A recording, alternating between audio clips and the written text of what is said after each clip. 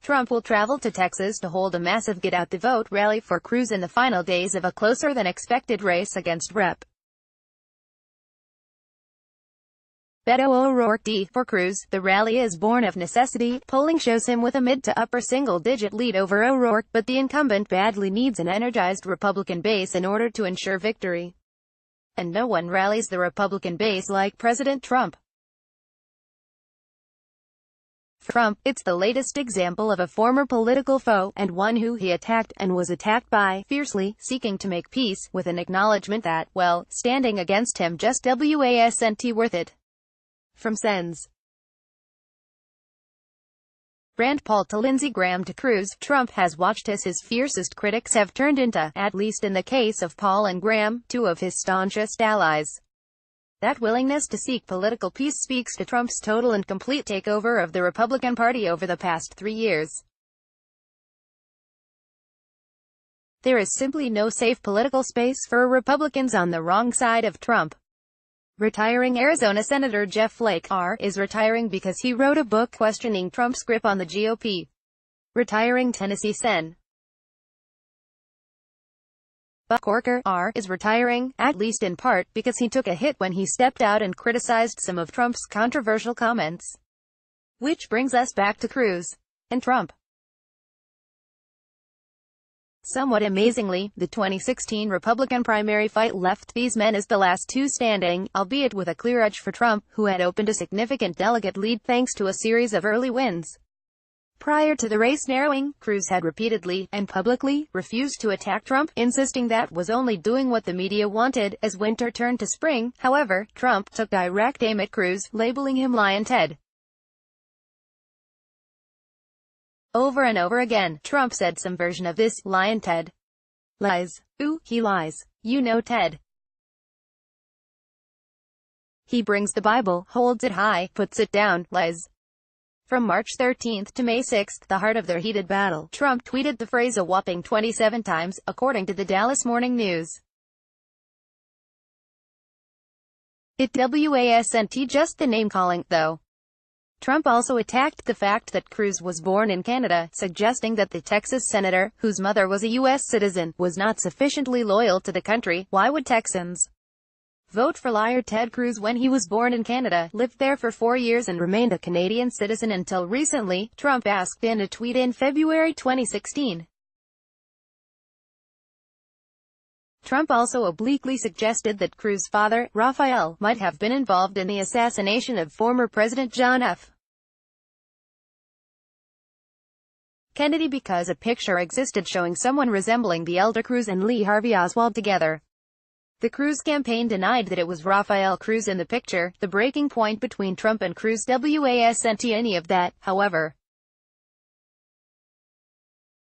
And, yes, that is amazing, it was when Trump tweeted an unflattering picture of Heidi Cruz, the senator's wife, next to a picture of his own wife Melania. The images are worth 1,000 words, read text, on the picture.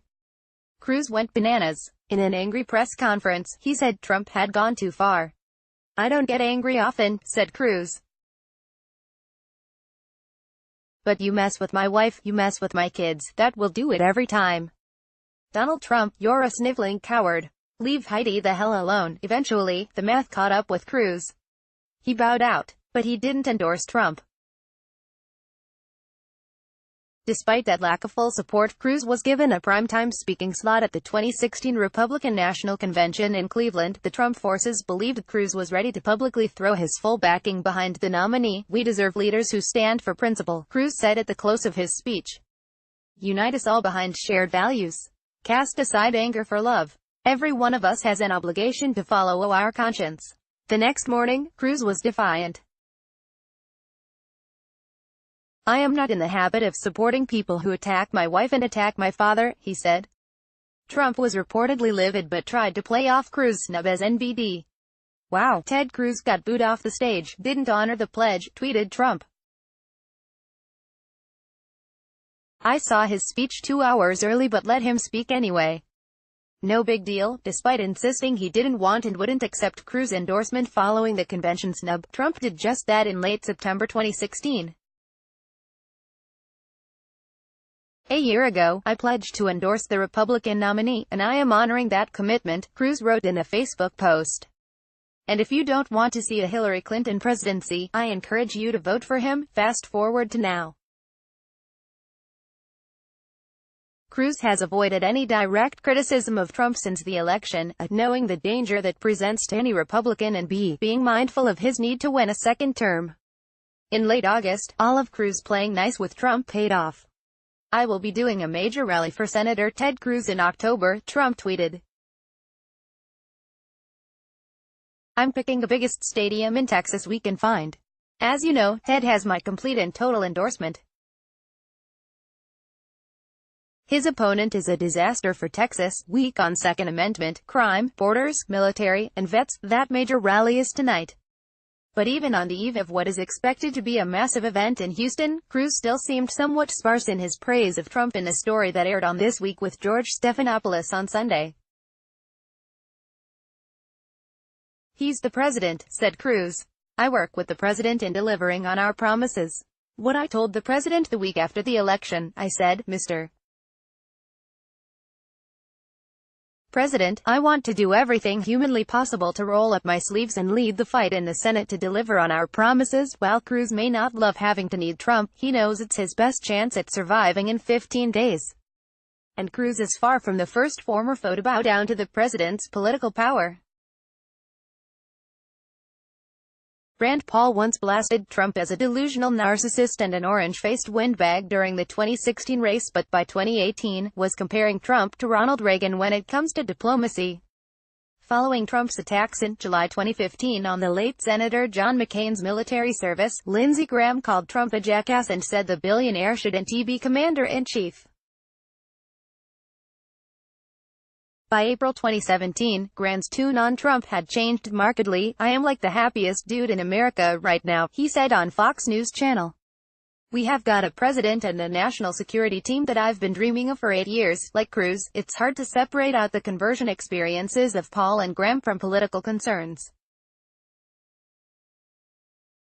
All three men have taken on water, politically, with their attacks on Trump. Getting right with Trump was the only option unless they wanted to face the prospect of losing their seats the next time they ran for re-election. That reality is Trump's ultimate revenge on all his former foes. This is his party now. They either need to recognize it and kiss the ring or run the risk of not having a job. And so, because they are politicians, they kiss the ring. Or at least most of them do. So, when he takes the stage in Houston on Monday night, Trump is doing so ostensibly to support Cruz. But Trump is also asserting his total control over Cruz, and that's the part Trump likely enjoys more.